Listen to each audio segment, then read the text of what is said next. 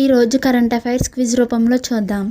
ఇటీవల వార్తల్లో నిలిచిన వినిమయ్ అనే డిజిటల్ ప్లాట్ఫామ్ దేనికి సంబంధించినది? సమాధానం ల్యాండ్ పోర్ట్ల సమగ్ర నిర్వహణ వ్యవస్థ.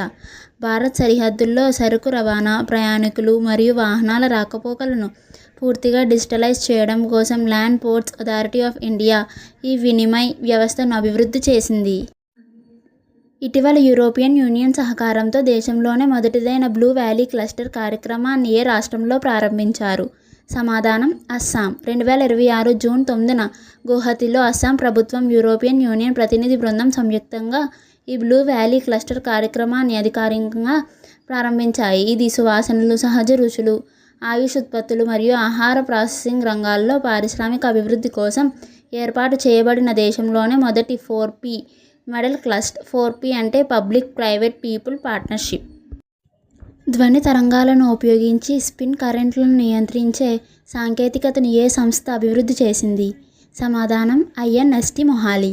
మొహాలీలో institute of nano science and technology శాస్త్రవేత్తలు ఈ కొత్త పద్ధతిని కనుగొన్నారు. ఈ సాంకేతికత భవిష్యత్తులో వచ్చే కంప్యూటర్లు మరియు స్మార్ట్ఫోన్లు చాలా వేగంగా పనిచేయడానికి, అలాగే అవి వేడెక్కకుండా ఉండటానికి సహాయపడుతుంది.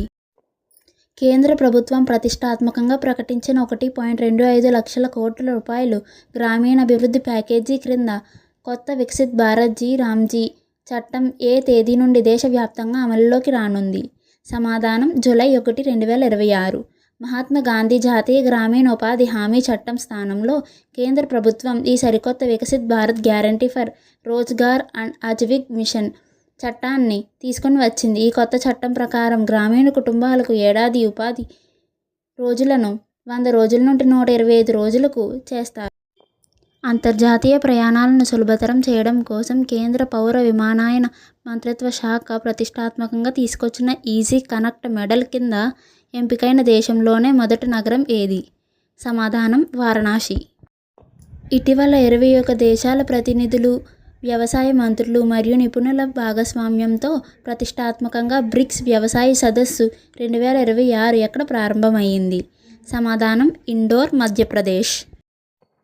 కేంద్ర వాణిజ్య మంత్రిత్వ శాఖ తాజా గణాంకాల ప్రకారం మునుపటి రికార్డులను తిరగరాస్తూ 2025 నుంచి 26 ఆర్థిక సంవత్సరంలో భారతదేశ మొత్తం ఎగుమతులు, వస్తువులు ప్లస్ సేవలు ఎంత ఆల్ టైమ్ గరిష్ట స్థాయికి చేరుకున్నాయి? సమాధానం $863.11 బిలియన్.